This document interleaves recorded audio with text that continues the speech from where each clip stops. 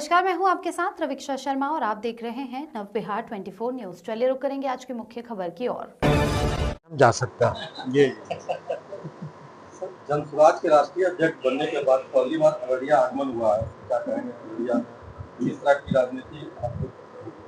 अररिया के लोगों को प्रणाम करता हूँ, सलाम करता हूँ और बहुत खुश हूँ कि मैं अररिया आया हूँ आज और यहाँ के लोगों के साथ मिलने जुलने का अवसर मिल रहा है। सर, अररिया आपके जनसुराज में बब्बन सिंह को शामिल किया गया है, कितनी फायदा इनके आने से होगी जनसुराज में? ये सच है कि कहा जा सकता है कि बब्बन सिंह जी को शामिल किया गया है, लेकिन बब्बन सिंह जी और ये अकेले नहीं हैं, बहुत सारे लोग हैं। अगर आप नज़र दौड़ाइएगा तो आपको बहुत सारे ऐसे लोग मिलेंगे जिनके अंदर ये शुरू से ख्वाहिश रही है कि एक अच्छी व्यवस्था बने, और सभी लोग कहीं ना कहीं से मायूस हैं क्योंकि व्यवस्था जो ये बनाना चाहते थे वो बनी, लेकिन उस व्यवस्था ने वो नहीं किया जिसके कारण इन्होंने वो व्यवस्था बनाया। बब्बन जी के आने से कितना लाभ होगा ये तो मैं नहीं जानता, लेकिन हम लोग अपनी प्रयास में कोई कमी नहीं रखना चाहते। हम लोग चाहते हैं कि जनता के मन अनुरूप जनता चाहती है बदलाव करें तो कहीं दूरी ना बनी रह जाए। हम लोग जनता तक अपनी बात लेकर पहुंच जाएं और जनता को वो अवसर दें कि वो सब एकत्रित होकर जनसुराज को एक प्लेटफॉर्म मानकर बिहार में जिस परिवर्तन की हम लोग कल्पना कर रहे हैं उसको साकार करें। मैं एक दो छोटे उदाहरण देना चाहता हूं। कल मैं पूर्णिया में अंबेडकर हॉस्टल चला गया, वहां 200-250 बच्चे थे, उनसे बात कर रहा था। बहुत सारे प्रश्नोत्तर हुए, मैंने बहुत सारे प्रश्न पूछा उनसे, लेकिन एक प्रश्न उनसे पूछा कि बच्चों, जिसके माता पिता अपने घर से बाहर न जाते हो कमाने के लिए, ऐसे बच्चे अपना हाथ खड़ा करो। आप यकीन नहीं करेंगे कि उतने बड़े समूह में 8 हाथ ऊपर हुए थे। मतलब 8 परिवार के लोग बिहार से नहीं जाते बाहर। अब इससे ज्यादा क्या प्रमाण हो सकता है कि बिहार की क्या स्थिति है। वो 250 बच्चों के समूह में 8 बच्चों ने हाथ खड़ा किया कि हमारे यहां से लोग नहीं जाते। मुझे समय नहीं मिला पूछने के लिए, हो सकता है कि कोई अजीबो गरीब परिस्थिति हो उनके यहाँ जो कि वो 8 लोगों के यहाँ से नहीं जाते। नहीं तो 100% कहा जा सकता है कि लोगों के परिवार से, और खास करके इस तबके के परिवार से, लोग बाहर जाते हैं कमाने के लिए। और ये कौन सा तबका है? हम बड़े आसानी से इसको कह देते हैं कि ये SC ST तबका है, लेकिन आप जानते हैं कि पार्लियामेंट से लेकर असेंबली तक और सड़कों तक इन्हीं के नाम पे राजनीति होती है। इन्हीं के नाम पे सारी रणनीतियां बनाते हैं अपने अपने पार्टी लोग। कोई संविधान जेब से निकाल के दिखाता है, कोई झोले में से निकाल के दिखाता है, कोई बाबा साहब अंबेडकर की तरफ उंगली करके दिखलाता है, लेकिन वास्तविकता है क्या उसको क्यों नहीं देखते हम लोग। एक बच्चे से पूछा, बेटा क्या कर रहे हो? उसका नाम सूरज या सरोज था। कहता मैं एरोनॉटिकल इंजीनियर बनना चाहता था। मैं कहा अच्छा। मैं भी थोड़ा सा हैरान हुआ कि बहुत बढ़िया चीज उसने सोची थी। मैं कहा फिर क्या हुआ बेटा? कहता पैसे नहीं थे, नहीं कर पाया। पैसे नहीं थे, नहीं कर पाया, ये एक वाक्य है, लेकिन मेरे दिल को इसने कुछ और बताया। मेरे दिल को इसने ये झिझोड़ा कि इस बच्चे की जिस सरल ढंग से इसने इस बात को कबूल किया है कि जिस समाज में हम लोगों ने उसको बड़ा किया है या अवसर दिया है, उसने इस चीज को ग्रहण कर लिया है कि क्योंकि मैं उस तबके का हूं, उस समाज का हूं, इसलिए मुझे वो अर्थ नहीं मिलेगा कभी और मैं अपने स्वप्न को पूरा नहीं कर पाऊंगा। अब इससे ज्यादा दुखद और क्या हो सकता है हम लोगों के लिए। मैं लोगों को वादा करता हूं, उदय सिंह के तौर पे भी और राष्ट्रीय अध्यक्ष होने के नाते भी, कि अगर जन सुराज की व्यवस्था बनती है तो मैं ये तो नहीं कह सकता कि 5 साल में सब कुछ ठीक कर दूंगा, लेकिन ये जरूर कह सकता हूं कि 5 साल में ये मायूसी हमारे किसी तबके में नहीं होगा कि मेरे में वो हुनर है लेकिन मुझे अवसर नहीं मिलेगा। ऐसा नहीं होने देंगे। और अगर ऐसा होगा तो मैं समझूंगा कि हम लोग जो प्रयास कर रहे हैं वो झूठी प्रयास है। और हम जितने लोग जन सुराज से जुड़े हैं, हम लोगों को कोई कारण ही नहीं है कि हम लोग गलत बात करके किसी चीज को हासिल करने की कोशिश करें। ऊपर वाले ने सब कुछ सबको हम लोगों को दिया हुआ है। तो ये जो हम लोग प्रयास कर रहे हैं, ये सच मायने में इसीलिए प्रयास कर रहे हैं कि बिहार की स्थिति से हम निकल जाएं। और बताइए कोई प्रश्न? हिमाचल में एनडीए और महागठबंधन का दबदबा है, इसमें जनसुराज किस तरह आगे बढ़ेगी, इसकी क्या? पत्रकार महोदय, किसने माना कि दबदबा है? क्यों मान रहे हैं हम कि दबदबा है? 35 वर्षों से ये टेलीफोन मेरे हाथ में, या मैं इसको सीधा रख दूं या मैं इसको उल्टा रख दूं, है तो एक ही चीज, या एनडीए या यूपीए। अब एनडीए यूपीए की जरा विश्लेषण कीजिए। उसमें बीजेपी आती नहीं, उसमें कांग्रेस आता नहीं, उसमें और जो छोटे दल हैं, जो जाति आधारित दल हैं, वो आती नहीं है। तो मिला जुला के यहां 2 पार्टियां, एक आरजेडी और एक जेडीयू। और इन सभी पार्टियों ने लोगों के बीच अपना चरित्र दिखा दिया है। और उसका श्रेय मैं धन्यवाद दूंगा माननीय नीतीश कुमार जी को, कि उन्होंने अपने हाथ में एक ऐसा डमरू रखा कि एक 5 वर्ष के ही काल में उन्होंने सबका चरित्र लोगों के सामने उजागर कर दिया। डमरू बजाया, आरजेडी संग लग गई, आरजेडी उनके पीछे पीछे घूमने लगी, आरजेडी नीतीश जी की तारीफ की पुल बांधने लगी, आरजेडी ने नीतीश जी के साथ मिलकर सरकार चलाया। जो हुआ उस सरकार में सबके सामने। फिर नीतीश जी का मन बदला, फिर उन्होंने दूसरी तरफ वो डुगडुगा बजाया। फिर बीजेपी वाले दौड़े चले आ रहे थे जो कल तक नीतीश जी को गालियां दे रहे थे, उनको नीतीश जी ने इस्तेमाल किया, वो नीतीश जी के पीछे पीछे चले। और फिर बिहार वालों के सामने आ गया कि भाई बीजेपी का तो वही चरित्र है, वही चेहरा है, वही चाल है जो आरजेडी वालों का था और जो जेडीयू वालों का है। तो कौन सा दल बिहार में बच गया कोई नई चीज कहने के लिए अपने आवाम को? क्या कहेंगे बीजेपी के लोग? यशस्वी प्रधानमंत्री कहते हैं, विश्व में डंका बजाने प्रधानमंत्री कहते हैं, पता नहीं दुनिया की सबसे बड़ी पार्टी अपने आप को कहते हैं। तो क्यों नहीं हिम्मत करते कि बिहार में अकेले लड़ लें?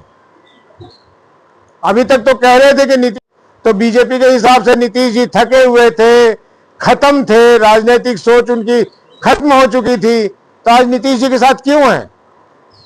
आज नीतीश जी को क्यों निचोड़ना चाहते हैं? नींबू के वो आखिरी बूंद तक निकालना चाहते हैं कि किसी तरह इनके नाम पे 2-5 सीटें ले लो। क्यों इतनी लालच? क्यों इतना भूख? क्यों? आओ जनता के बीच में अपनी बात रखो, जनता को पसंद होगे तो तुम्हें मौका देगी। आरजेडी का वही हालत, जिसकी बात कर लो वही हालत। नीतीश जी कहते हैं मैं बिहार का नेता हूं, तो नीतीश जी लड़ो अकेले, हटाओ सबको सामने से। तो ये कुछ नहीं है, ये सब लोगों को ठगने का तरीका है। लोग मुझसे गठबंधन की बात करते हैं, मैंने उसका नाम ही रखा है ठगबंधन।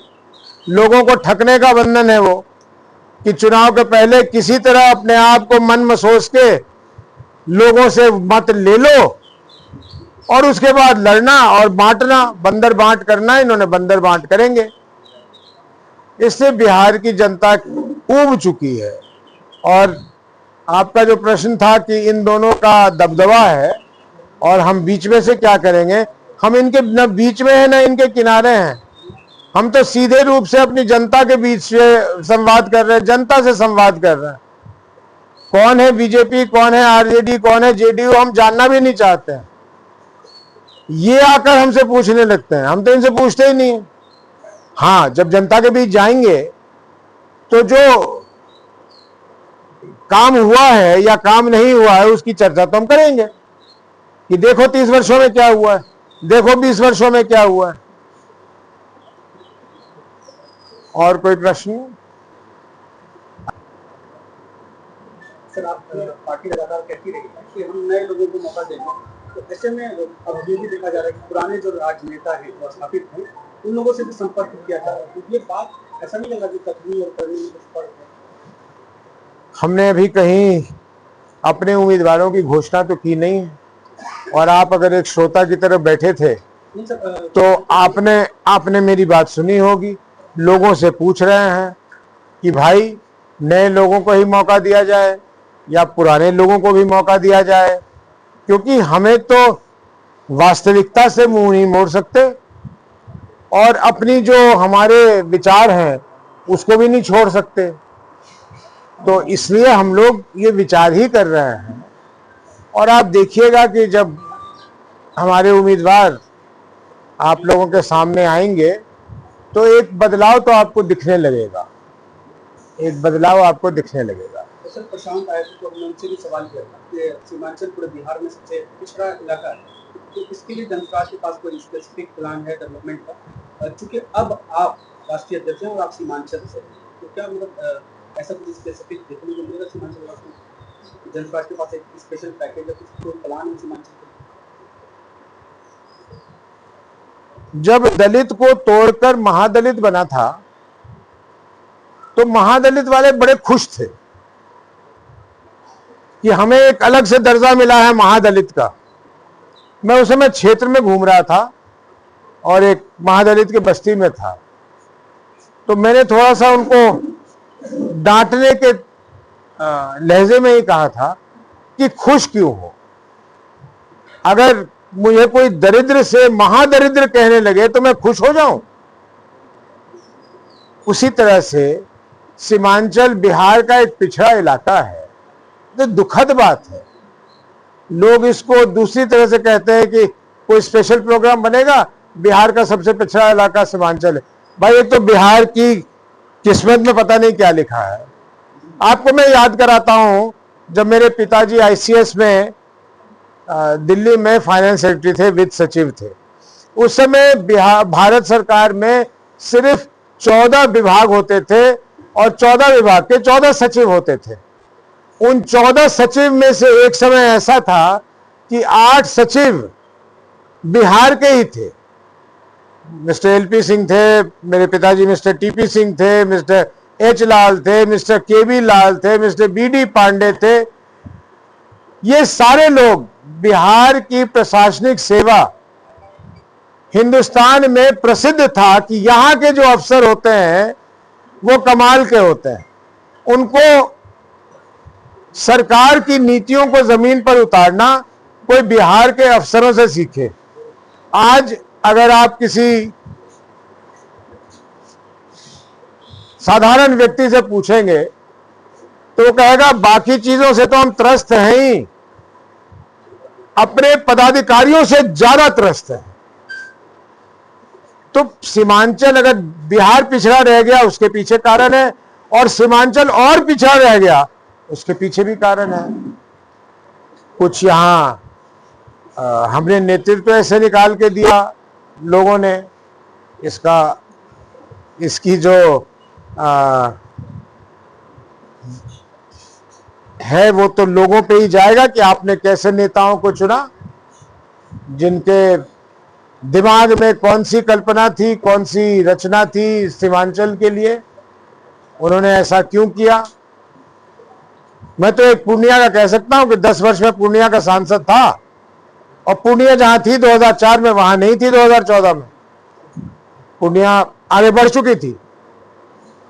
तो जैसे आप जनप्रतिनिधि चुनेंगे, जितना वो दबाव डाल पाएंगे अपने पदाधिकारियों पर, जितना वो दबाव डाल पाएंगे अपनी सरकार पर। लेकिन अफसोस ये है कि आजकल जो नेता चुन के जाते हैं वो जनप्रतिनिधि कम और नेता प्रतिनिधि ज्यादा बनते हैं। वो अपनी जनता की आवाज नहीं बोलते, फिर चुने जाने के बाद वो अपनी जनता की बात नहीं कर रहे होते हैं, वो अपनी नेता की बात कर रहे होते हैं, वो नेता के आगे पीछे घूम रहे होते हैं। और इसलिए 2012 में मुझे अभी भी फक्र है कि मैं एनडीए का ही सांसद था, लेकिन अपने सरकार के इंतजाम के खिलाफ मैंने एक बहुत बड़ा प्रदर्शन किया और अपने नेताओं से कहा कि आप तो अच्छे हो, लेकिन ये निजाम कौन सा है, यहां हमारे लोग परेशान हैं। मुझे लोगों ने कहा कि ये तो आपने राजनीतिक अपनी हत्या कर ली। मैं कहा मुझे कोई फर्क नहीं पड़ता, क्योंकि मैं जनप्रतिनिधि हूं, मुझे जनता की बात बोलनी है।